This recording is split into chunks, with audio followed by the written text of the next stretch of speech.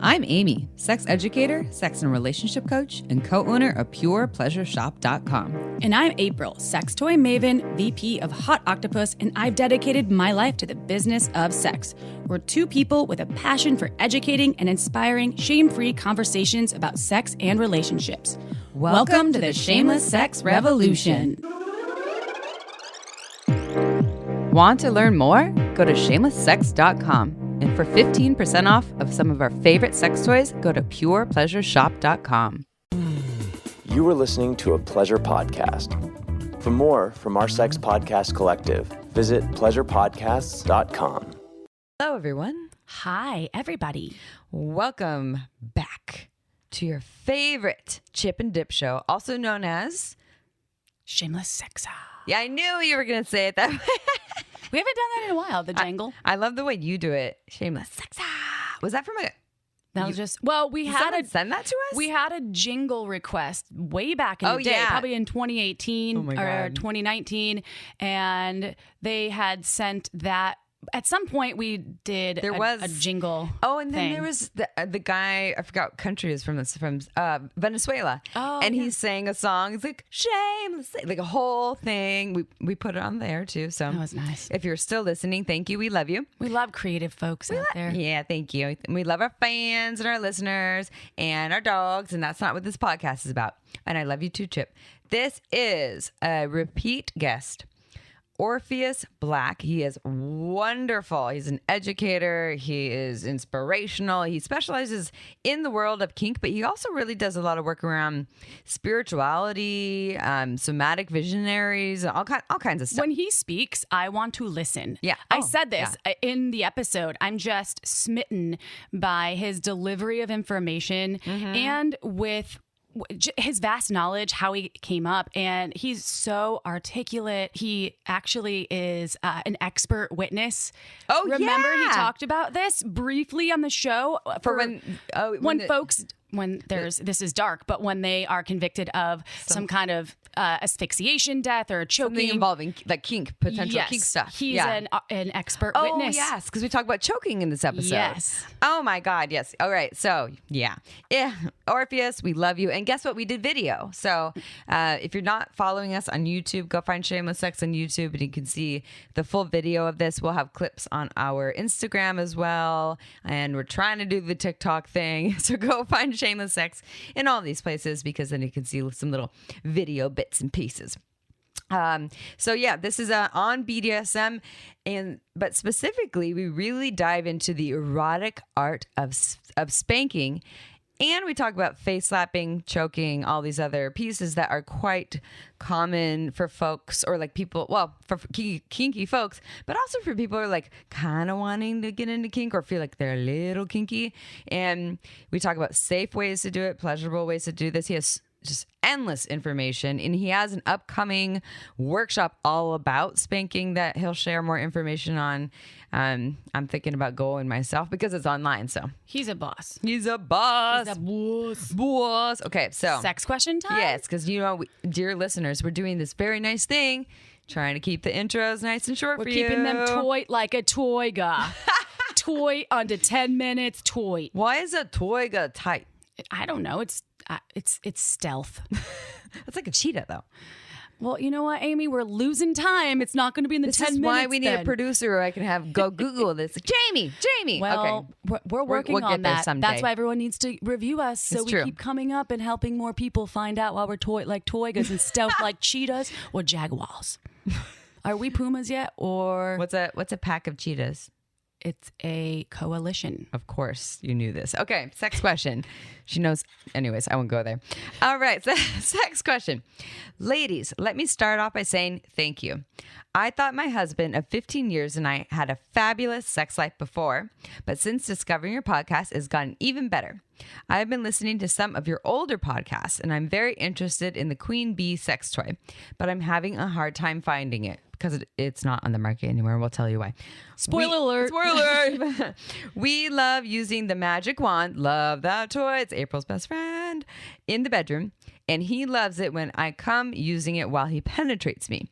I am looking to up my game and very interested in the oscillating or pulsating sex toys. Are there some that you recommend? First, I want to just address the Queen Bee is from Hot Octopuss. It was.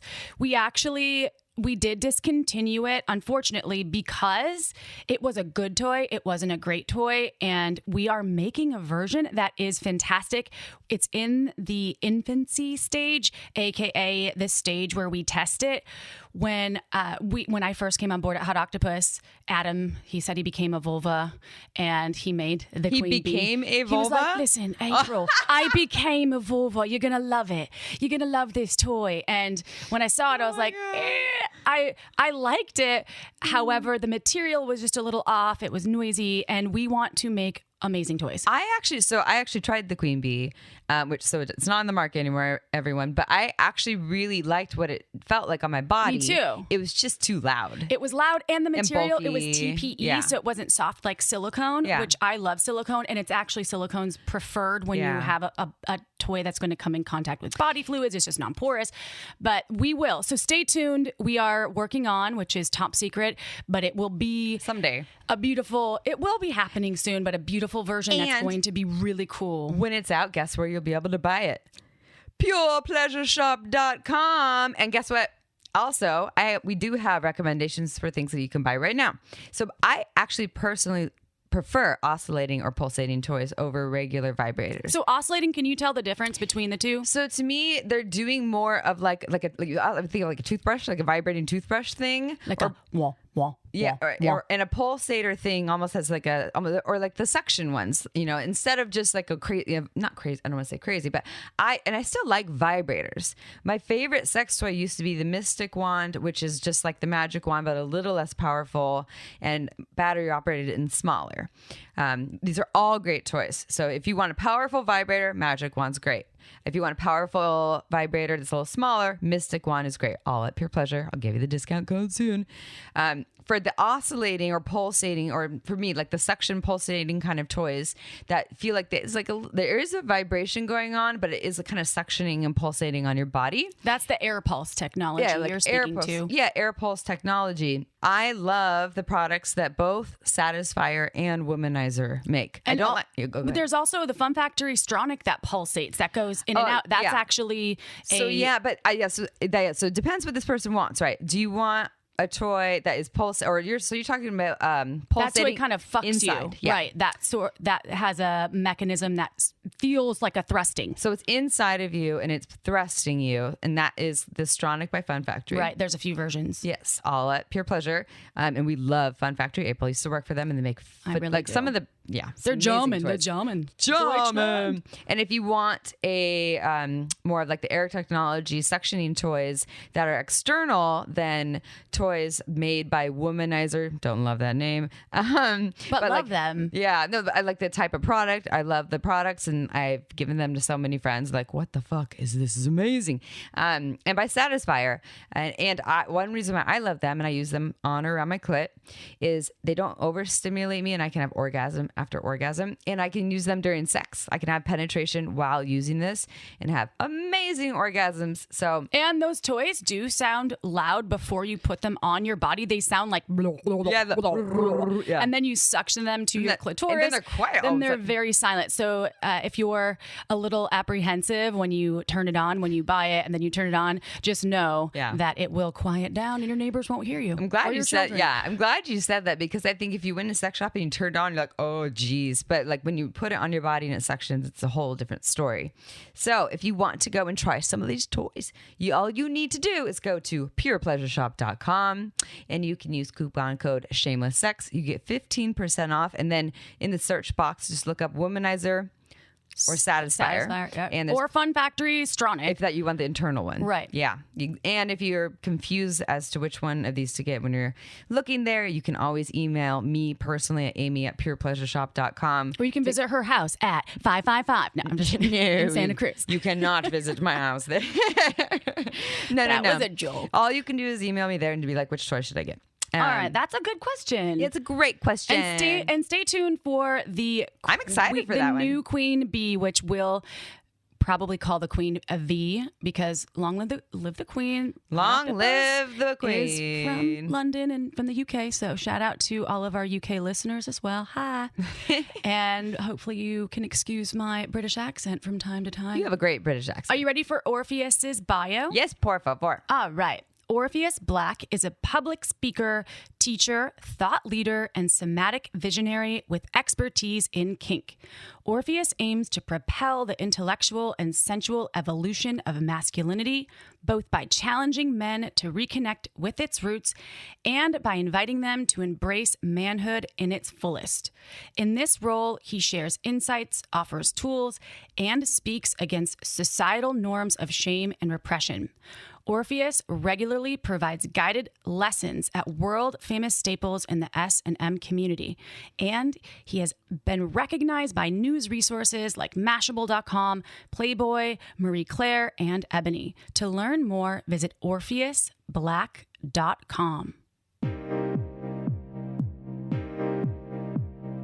All right, everyone, it is interview time, and we are here with Orpheus Black, repeat guest. And Orpheus is a wonderful public speaker, educator, and he is here today to talk about BDSM and especially the erotic art of spanking, and maybe a little bit about face slapping and choking and all the tangents in between. Are you spanking me right now? Yes, I am. Yes, I am. Oh, and we're doing video for this one. So if you're not following us on YouTube, go to YouTube and you can watch the full video for this podcast. We also have clips on our Instagram and our TikTok. We are still growing on TikTok. And you can see Orpheus in his sensual bedroom with all the candles. And Are those real candles or Is that are real? those They are not the real turn-on candles. candles? Oh. Thanks for That's dispelling the best myth. I for wanted to just kind of safety. give that feel, that vibe. All of the firefighters out there are thanking you, okay? So I'm thanking you as well. Is that fire play going on over there? All right. Yeah. So it's beautiful, and you can actually connect with us in this way visually. And if you're just listening in audio, that's how most people connect with us. Anyways, so Orpheus, even though we've already had you on the show, we will start with the same prompt that we did before.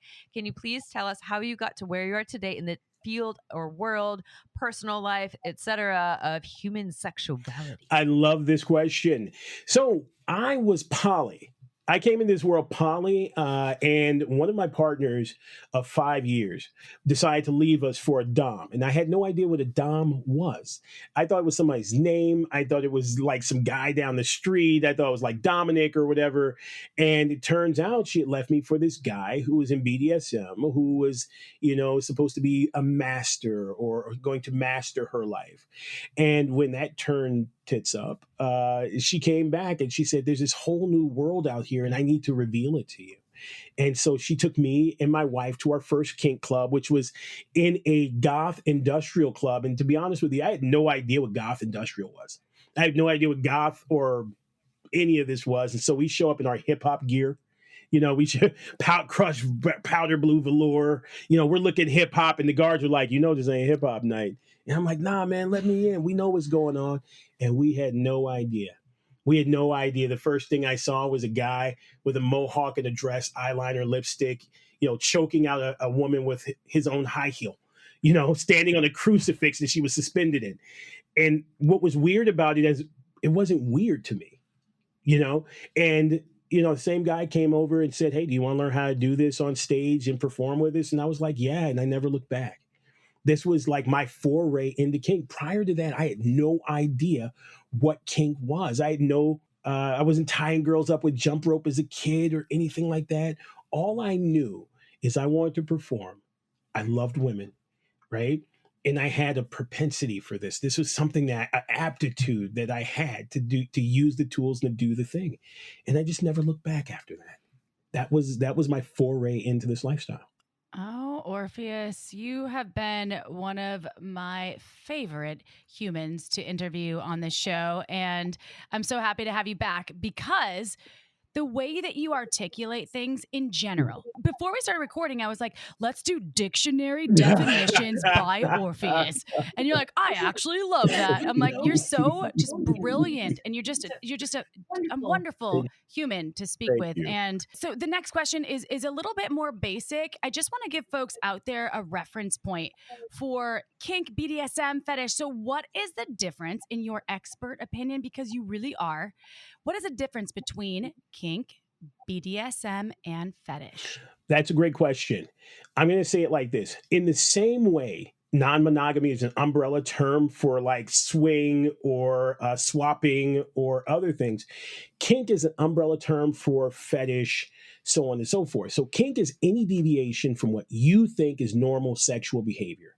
What's important about this is that it's any deviation from what you think, not what your friend thinks or what the television thinks or what porn thinks. It's any deviation from what you feel is normal sexual behavior. Fetish is a deviation. BDSM is a deviation. It's all a part of that same umbrella. Now, BDSM stands for bondage, discipline, sadomasochism. Okay, that's the general way that it's understood. It could also stand for bondage, dominance, submission, and mastery. That's a less known way of doing it. It's kind of an old school way of doing it. But again, bondage is a deviation from what most people feel is normal sexual behavior. Disciplining your partner or dominating your partner, right? Also kind of a deviation from what people feel is normal. So is sadism, masochism, so is submission and mastery or human mastery. So we have to think kink is just a catch-all term for all these other things. Now, fetish is a little more different. Fetish is a prerequisite to pleasure. It's something that has to happen in order for me to achieve a specific type of gratification. So me saying I like feet and having a woman put her feet together and then me, like Dave Chappelle says, sliding my penis between the hole in her feet, is going to give me a specific type of sensual or psychosexual gratification. And in order for me to receive that gratification, it has to be done that way. It's also ritual driven, right? Oftentimes they need to have a certain type of toenail polish on the toes or a certain scent to the feet. Maybe they need to be sticky or stinky or sweaty or small or large, right? There is a prerequisite, and without everything being filled, I can't achieve the type of sexual gratification I'm looking for. That's fetish. How common is like a little side note, but how common would you say kinky folks are in the general population or fetish folks?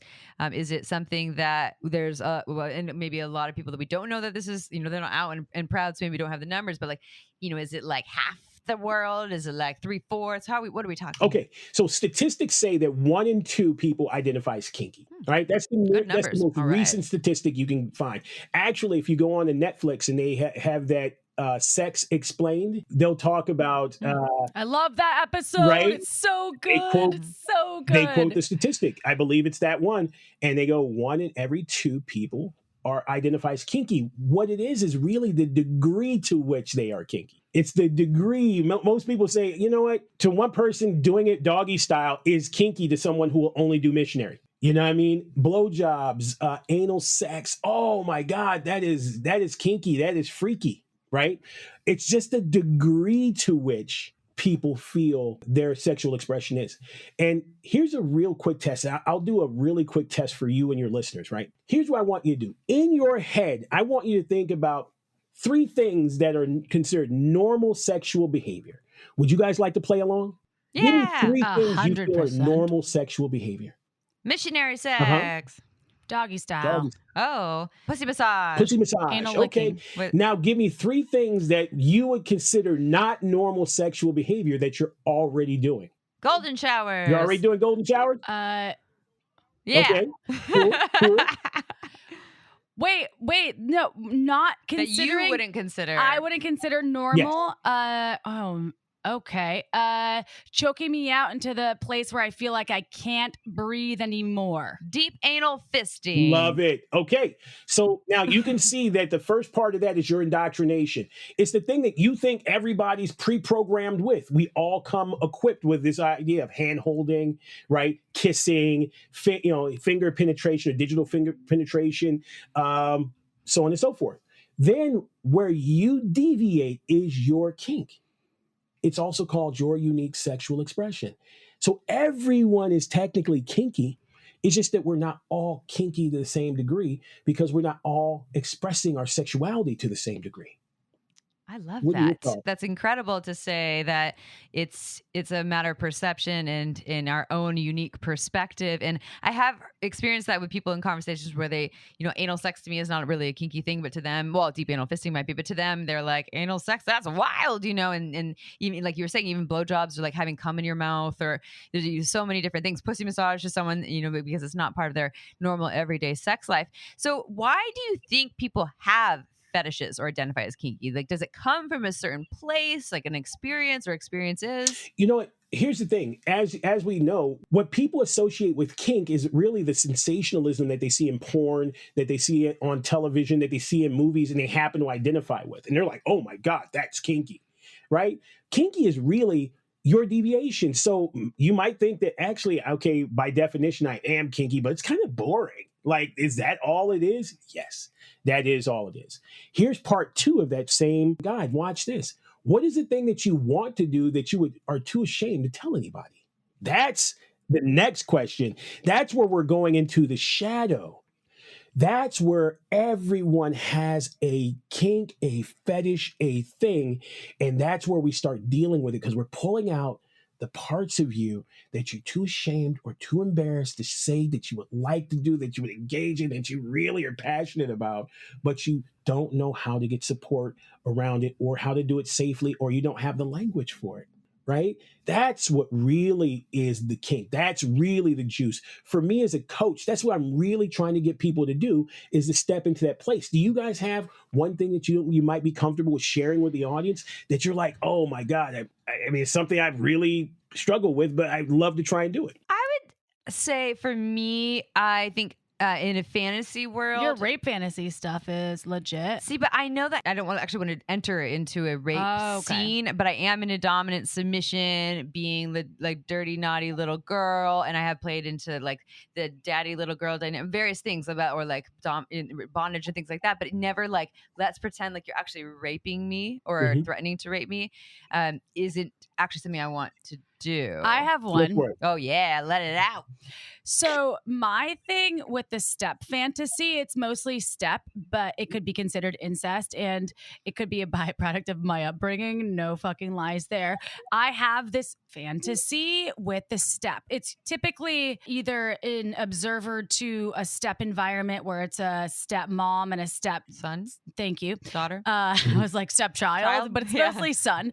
That's happening. Or for me, what really turns me on is the stepfather with the stepdaughter, where it's and it's not anything that is, but I do have a thing with the 18 plus category. No joke. Nothing else, but it's like, oh, they look younger, 19, under 20. 18? No, under. It has to be, I have to know that they're fucking of age, because otherwise I'm like, ew, no fucking way.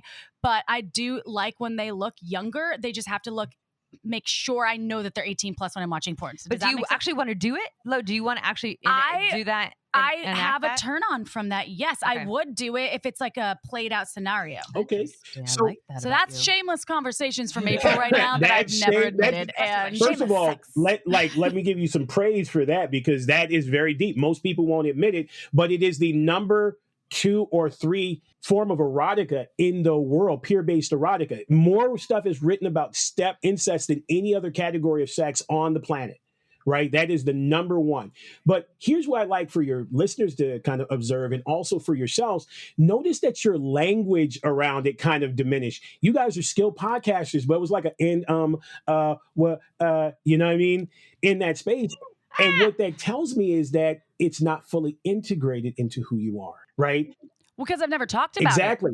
That's and why. This is why it's important, because true integration happens around 4 steps. And I call this LAMP, LAMP. Language, attire, mannerisms, presentation. The first step of true integration is developing language around it. Now remember, 5% of language is words. What's the other part? Body language, right?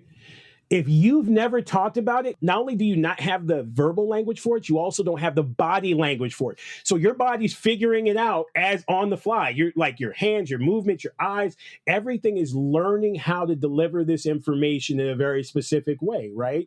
Also, it feels so awkward because we don't know how to embody it. That's the attire. Like, how do we wear our desire? Right? And that's why we kind of feel awkward, a little disheveled, because we're trying to create a cohesive presentation for our other persons, for our listeners, for our partners. And when we can't do it, we just feel like an idiot and we get awkward and we get scared. But if we don't talk about it with someone, we will never develop the language. It will stay shadow. It will stay awkward. And eventually it will actually slip out. And I like to say, it's, our desires kind of are like a fart, you know what I mean? It either slips out or it comes out as a burp. It can either come out in your mouth or it can come out your ass. But either way, your desire is going to come out. You're going to have this thing. If it's a true desire, it's going to either come out in a way that's not healthy and productive and it's going to offend some people, right? Or it's going to come out your mouth where you can accurately articulate it in a way where it's more palatable to other people, right? That's going to be a quote for the show. I like she's writing there. notes right now. Like desires like a fart. Is going to slip out. just a little on the tongue. Oops. You know what I'm saying out there, listeners. Special listeners. So last thing. There's only 4 parts in this thing. What is keeping you from engaging in the behavior that you want to do or that turns you on?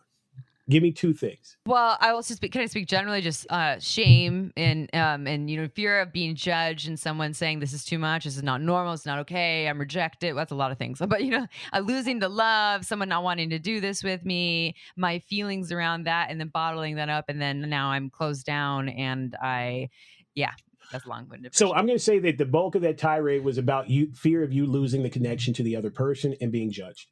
You said 50 million things, I don't want that. You reiterated it in the same way, which is, a fear of loss. And that's totally understandable, right? But also fear of being reduced to a behavior, to an act, to a certain thing. That's dehumanization. That's not just shame. You're worried about somebody taking away your humanity and viewing you as just as an act or just as a desire, right? And this is the number one reason why people don't communicate their fantasies, why they don't go into those deep places and really share authentically. My job is literally to drag that out of people and have them create comprehensive ways of talking about this with other people, specifically their partners. What are your thoughts about that? I think you're really fucking good at what you do. And every time you're on the show, I learn an immense amount of information from you. And this is why I have maybe a secret fantasy about you, Orpheus Black. That is what I have to say about that. Ooh, so way to out that, girl. So just saying, I'm getting more comfortable with talking about it. That sounds great. Step one. I'm listening to the lamp instructions. Okay, time for a quick break. This podcast is free to you because of our carefully chosen sponsors, such as Like a Kitten. Want an easy hack to spice up your date night and put that sparkle back into sexy time? Get ready to have some fun and unleash your wild side with a build your own box from Like a Kitten. With this BYOB, you get to choose an item out of each of their 6 sexy categories: toys, beauty products, lubes, hot activities, sexy accessories, and lingerie to help you have the date night that you've been dreaming about. Plus, since you select the items, the box is customized just for you and your desires. How perfect is that? There's something so exciting exciting about opening a box full of pleasure. And what's even more exciting is this box costs only $79. And let me tell you, some of the vibrators alone cost more than $79. But you're getting an entire box full of sexy goodies for that price. Plus, right now, Like a Kitten is offering our listeners 20% off and free shipping when you go to likeakitten.com/shameless or enter code shameless at checkout. Just go to likeakitten.com/shameless or use code shameless to get 20% off those incredible boxes. Likeakitten.com/shameless. The link is in the episode's description. All right, back to the interview. Another question, though, for you, Orpheus, if that's okay to ask you, because you're such a dominant and I like asking permission. Well, thank you. I like it. Yes, you may. Thank you. So it seems there's a lot of talk, or there's a lot of people that actually enjoy face slapping, choking. I've talked about choking. I am a person that enjoys choking, not to the point where I can't coherently state what I want in a situation, but I do enjoy choking, especially when it comes to an intro to kink. Some beginners are, in terms of when they're starting to embody the kink lifestyle, this comes into play, slapping, choking. So I would love your thoughts on this and suggestions on how people can interpret this and take this into their playtime safely. Thank you so much. I'm glad you asked this because choking is actually my favorite subject. I'm actually in the state of California, registered as an expert witness in the state of California for when people actually kill people with regards to with choking. Oh, it's like an expert witness? Yeah. Oh my God. I've been on the murder dude. cases, and it's a fun thing to talk about. But let's be specific. Okay, you just went from you went from 360 to 1600 for me, because she's on her way over to your house right now. I'm obsessed with criminal cases of any sort. Oh my God. Okay, that's it. Not about me anymore. Sorry. I choke. It is my number one fetish. It is the thing that I love the most. Is the thing that I've investigated the most. Is the thing that I'm most into. And here's the thing: what you're describing is not choking. You're describing rough neck play, right? Where someone wants to have their neck handled, grasped, so on and so forth. But once you start squeezing and you start depleting oxygen from going through the esophagus, now you're talking about choking. When you're talking about relieving the blood from going to the brain, we're talking about, that's actually a type of blood play called shimiwaza. So one of the things that we try to do is make a distinction between the two. If I put my hand around your neck, a few things can happen. One, I can make you feel like you're gasping for air, although you are not, right?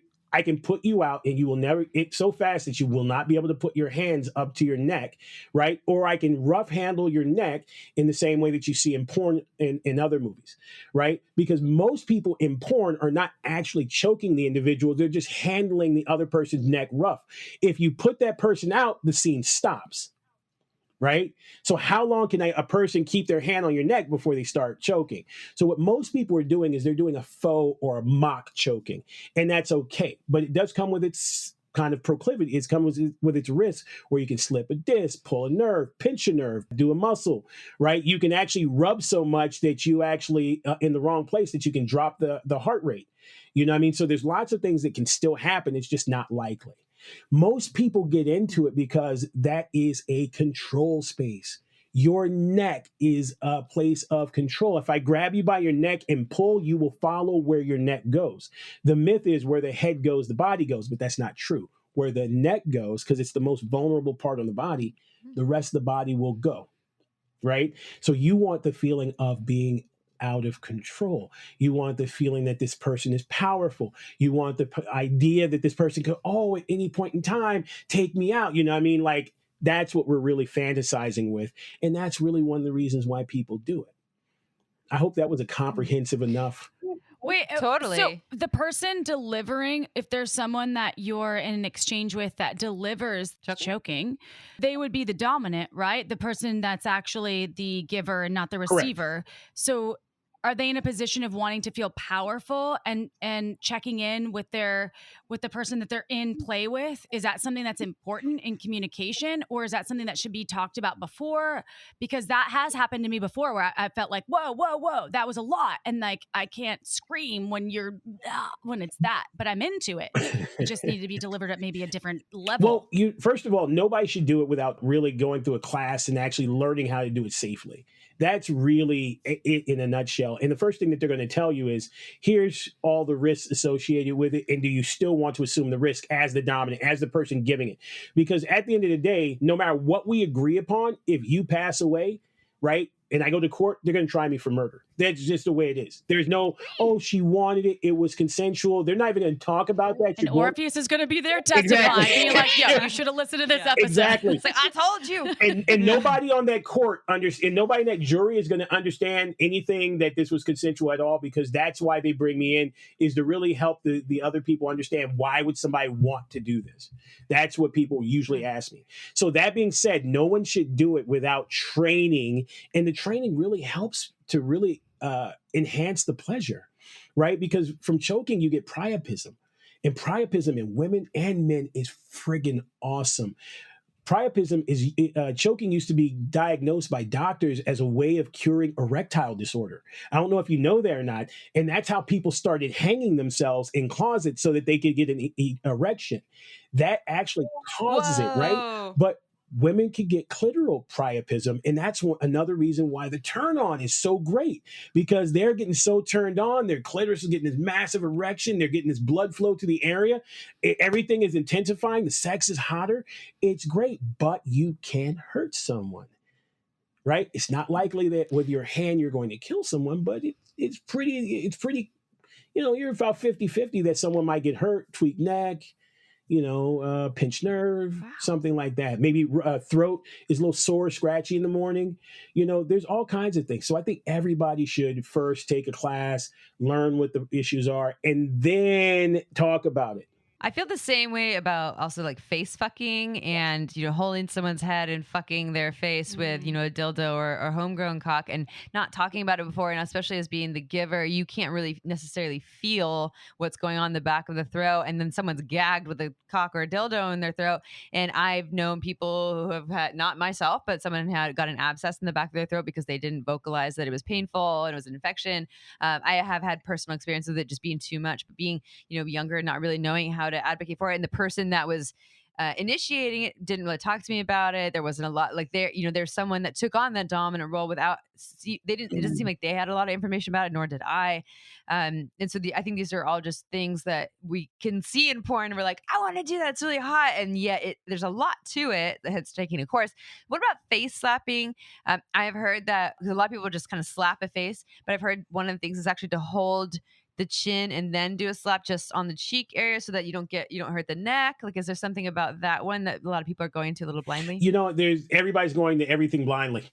And I can tell you, when most people aren't talking, it's sublimated behavior, right? Most people, and just to give you an example, just really quick with like spanking, most people wind up spanking after they're already engaged in the behavior. And they're like, they slap a butt once and then look to see if there's a response. And if there's no response, they'll go ahead and keep going. That is really sublimated behavior. Right? They wanted to do it. They feel it. They have an inclination, but they're scared to get permission. They don't want permission to do it. They don't want to have to talk about it because there's shame and all these other things around it. Face slapping is another one of those things, more for the person wanting to be slapped, right? Because of what that looks like. What does that mean? Am I being disrespected? Am I a dirty little whore? What does that mean? And if I have a mark, it's a reminder of these other things, right? But I don't want to ask for it prior to. I just want him to kind of happen. So talking about the face slapping in the proper way that you want to be slapped is really something that's very important. One of the things that I always tell people is not to push a person's head to the side and then slap, because then there's no way of relieving the pressure on the neck, right? The way we dissipate force is by turning with it. So when you slap and the person's able to turn their head, they can dissipate the force.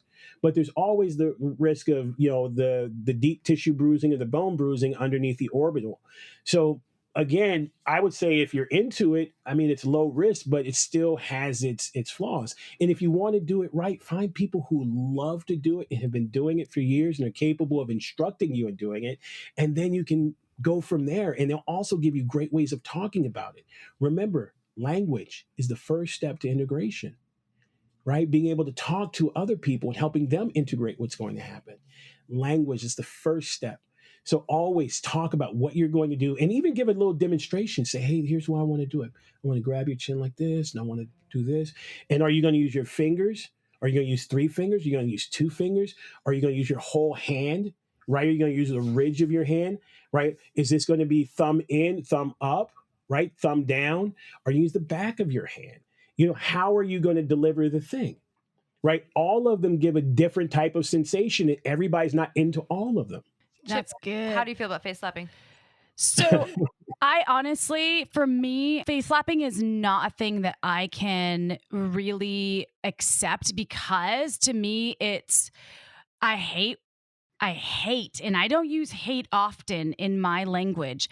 I do not like when my face is touched, and slapping to me reminds me of when I was a kid, which is a question that I have about spanking, because spanking for me, I was spanked often as a child. I was beat with a belt as well. And sorry if this is triggering for anyone. I've definitely done some work around that. So this lies within, I don't know why I am really not, when someone slaps my face, especially without permission, when they haven't been honored with that, I believe that privilege, because that is a fucking privilege for me in my life, I get pissed and it turns into me being like, fuck you, don't touch me anymore. I need to take a break from this because you just triggered something inside of me that I don't even know what it is, but I'm pissed.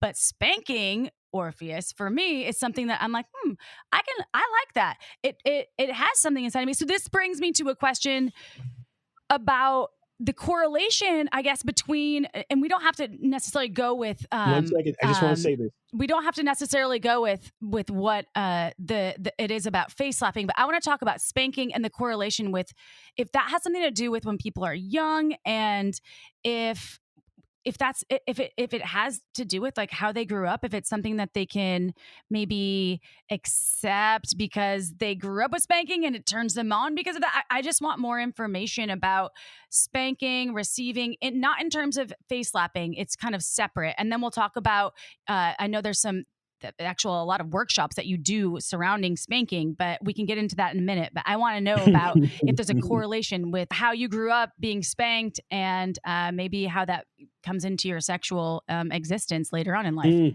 First of all, I want to say I keep this by my bed just for women like you.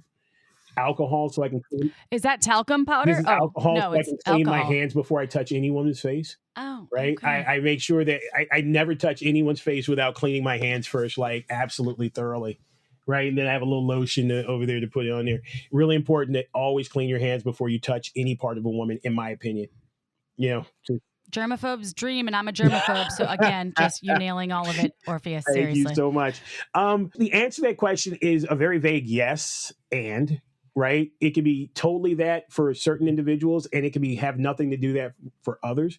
Most people receive spankings because it is in line with a part of their identity, their role that they've chosen for the sexual engagement, an archetype that is coming up for them, or for the physical sensation, specifically with women, because when you hit the backside, vibration actually travels through and vibrates the clitoral band, right? And so there's many different reasons why lots of people engage in it. Each person is different. It can be any one thing or any combination of any of those things. The thing that I say is not worry about why, but in the moment, just say, what is delicious about this? What is giving? Is it the idea that I'm a little and I'm laying across this authoritative father figure's lap, and that is the turn on, and that he's just handling me in this way? Is it part of the fantasy where I'm being disciplined because I did something wrong, and that's what turns me on? Is this hearkening back to maybe a stepfather or stepmother fantasy that I have, and this is what's coming up? I personally, as a dominant, I don't care. You know what I mean? What the person is. If they want to share, if they know and they want to share it with me because they feel it's going to enhance the moment, I'm always willing to listen. But I don't want people to get so preoccupied with the why as much as the yum.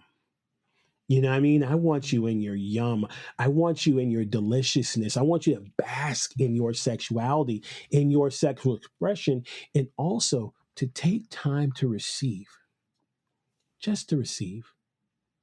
We have to remember that power, and really, let's talk about the women's empowerment movement.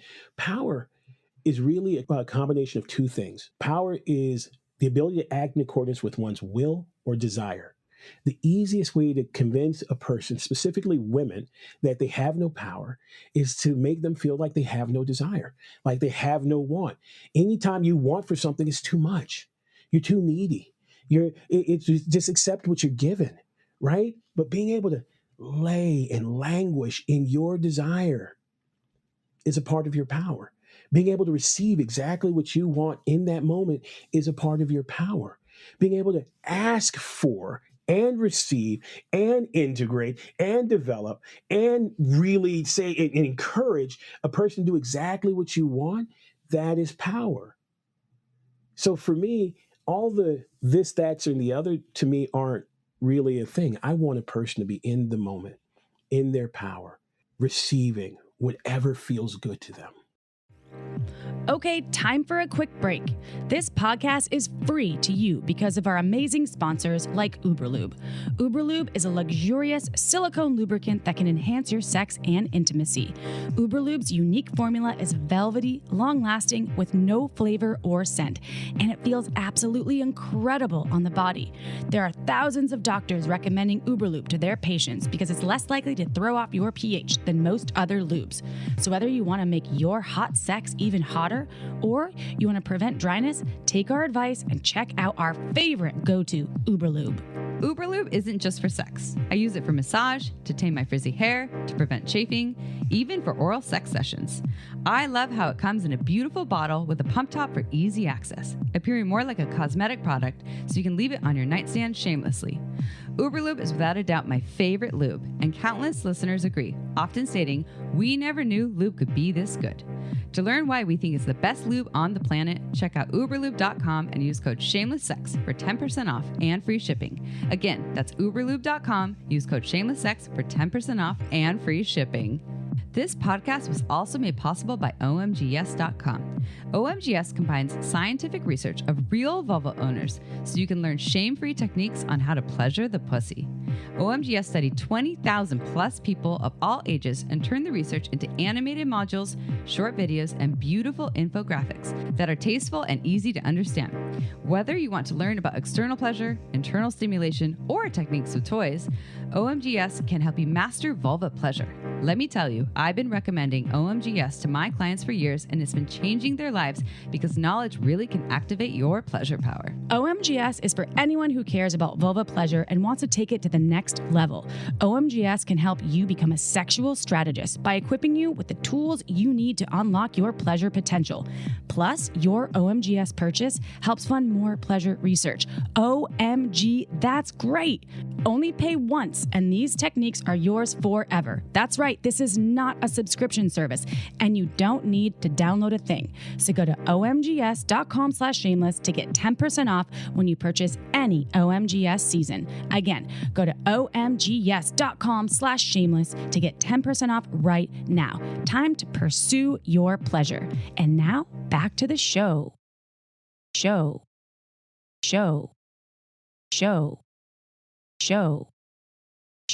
So when people are interested, and we're going to ask you in a second about the workshop that you have coming, the 2-part class, the erotic art of spanking.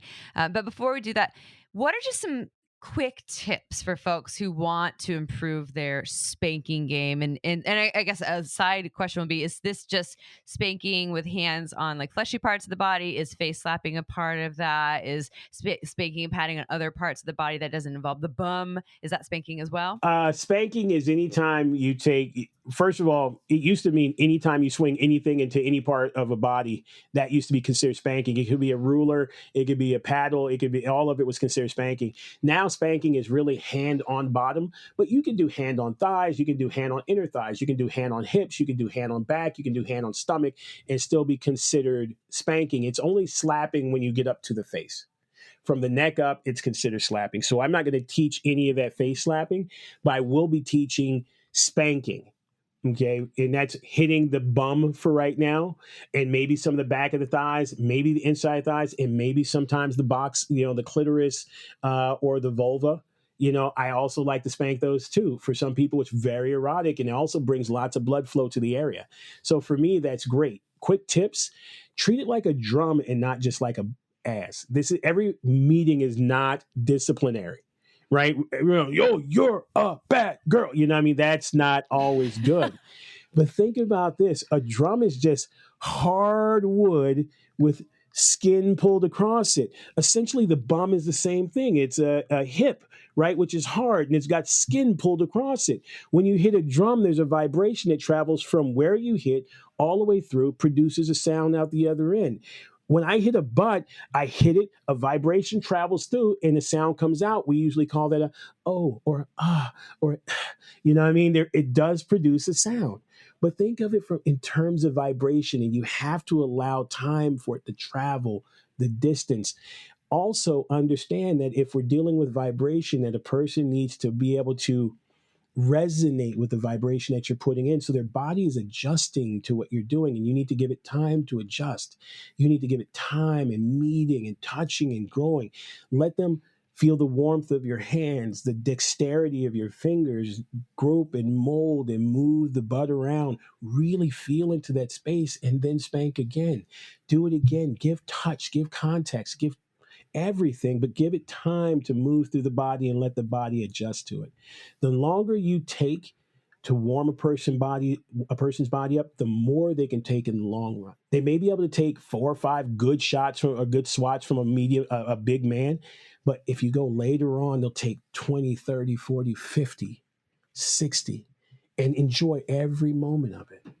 Is that a good tip? That's just hot. Whatever you said, my bottom's making its way to the screen right now. If you're not watching on YouTube, you should go check it out. Just kidding, it's not. But here we go. But no, I mean, I thought ass spanking has been really hot for a long time, and one of my kind of spank bank fantasies that I have lived out here and there in person is the idea of like being bent over a knee and then spanked and then threatened with some anal punishment, like something's going to go on my ass if I'm a dirty, nasty little girl, and then there's a vibrator on my clit and I'm forced to orgasm over and over again. But if I orgasm, now something's really going in my ass, and then spanking happens again and again. Yeah, I know it's real hot. And I was spanked like a couple of times when I was a kid, not a bunch. And I'm just always curious about how that shows. Thank you, Janice, for being an amazing mom. Oh my God. She's like, you went too far, Amy and April, too far on that one. No, well, I'm just curious about that. Like when people spank their kids, if you're like, oh, wow, I might be creating a little bit of a kink in this person or not. Like I think I understand what you said is it could come from experiences that we had or did not have, and it might not also come from that from the question we asked earlier. Correct. That is absolutely correct. And again, we've known since the Roman times where they used to have an official spanker that came to the orgies to set everything off, that spanking was a turn on. We've always known that. And it wasn't until I believe the Protestant Reformation where they were big onto spanking and disciplining kids that it was really brought back, because it was only used for erotica back in the days. It was never used to discipline your children. Right. And so for us, seeing it in the modern day context, we've always known that it is erotic. The only thing that really takes it out of the erotic is context, right? We're making a person feel bad. It's like, you did wrong. And so we're dropping an anchor, a physical anchor into the body. And that usually keeps turn on from happening. But there are some people who sexualize discipline. There are some people who sexualize rough play. There are some people who sexualize being handled. Some people sexualize masochistic acts. You know what I mean? But it's not just spanking. There's all the other supporting periphery that also need to be taken in consideration. There is no direct causation. There's always 50 million other things that are intertwining with this. I'm pretty sure in my Ancestry.com lineage that I saw Roman spanker. I think I'm like 15% a descendant from the Roman spanker. Is that like your great uncle? It's my 32nd great uncle. That was the Roman spanker. Hey, Roman, Raymond, last name Spanking. I'm just fucking about. I've never done the ancestry.com. I'm afraid of what I'll find. However, I have a question because you're just a teacher. This is just and I am always a student every time you're on our show. And I'm sorry I keep giving you so many props of embarrassment when I'm like, I love you, Orpheus. Thank you. You're just amazing. I just love a dominant man, obviously. Maybe that was a spanking that intertwined into my Roman spanking and that intertwined into my childhood that comes back to this interview Is right your now. name Roman? Yeah. So my question is, so you have this 2-part online series. It's a class that folks out there listening can actually take. This is offered, I believe, April 2nd, 2022 and April 9th, 2022. Can you please tell folks what the workshop is called? I know it's around spanking and also we're not going to get into how you can sign up yet. We will at the end of the show, so stay tuned. But what that class would entail, what that looks like. Yes, please. basically, it's going to be an online Zoom class. And what we're going to do is teach you the A to Z art of spanking. We're not just going to say, here's how you put a hand on the bottom. We're going to tell you when, where, and why. We're going to talk to you how to negotiate it, how to talk to people about how to spank from a consensual standpoint. We're going to also talk about how to make that hot, how to go into that conversation and not be a turnoff, right? We're going to talk about spanking before, during, and after, and what all the effects are. Also, how you can heighten pleasure using spanking, not just use it for discipline. There's 50 million ways to spank, and I'm going to try and give you 50 million and one. Right? We're going to have live demos. So I'm going to have beautiful models bent over this bed, bent over my lap. We're going to talk about role play and how to enhance it from that standpoint. We're also going to talk about how to do rough scenes where you want to get a little rough and you want to do the rough play and you want to have to pin somebody down and still get that good spanking in there. We're going to do everything that you can possibly think about with regards to spanking. And I think it's going to be one of the most awesome classes I do. It's called the Erotic Art of Spanking. And everybody, especially all of your listeners, are welcome to attend. There's going to be limited seats because I don't want to keep giving this information. It's kind of a promotional thing to kind of increase stuff coming to the site. But for those that are going to get in it, they're going to get their money's worth because they're going to get their voyeur on, right? They're going to be able to see hot bottoms. We're going to talk about whether you should wear panties or what the white panties signify in the mind, or if they're going to do bare bottom spanking, or if we're going to put on a glove, the leather glove, or if we're going to use pads or mitts. We're going to do bondage. We're going to tie them down and then spank, right? There's going to be so many things that we can do. Matter of fact, we're just going to push the limits of how we can spank an individual. I have to say, we've recorded whatever you're at, like 260 something podcasts. I'm actually more turned on in this episode than I have been in most other ones. You're speaking my language here. I was like, the pennies pulled up and bent over the knee. Okay, so I will be there at this online workshop. So our listeners are like, how do I go to this? Okay, so you're saying April 2nd and April 9th of 2022. And I know that if they use code Shameless 25, they get 25% off for signing up, for being our lovely listeners. And I'm just combining this all in one question. How can people find and work with you as well as sign up for this workshop? And if people are listening to this evergreen product way later and this workshop's not available, I'm sure you have plenty of other things coming out, or they can work one-on-one. But give our listeners all of the ways to find more Orpheus. Yes, you can go to orpheusblack.com. That's OrpheusBlack.com, orpheusblack.com, and then go into classes and you'll be able to see that you can work with me personally one-on-one. You can also sign up and make a free 30-minute consultation with me to see if it's a great connection or not. And I work with both individuals and couples and really help them navigate the sexier side of their shadow, or the shadow sides of their sexuality. That's what I do. So if you want to do kink, if you want to do fetish, if you want to do poly, if you want to go along the edges and push the edges of your relationship, your dynamic, your sex, that's what I help you do. Right? And I love doing it. And I look forward to working with each and every individual. So again, orpheusblack.com, OrpheusBlack.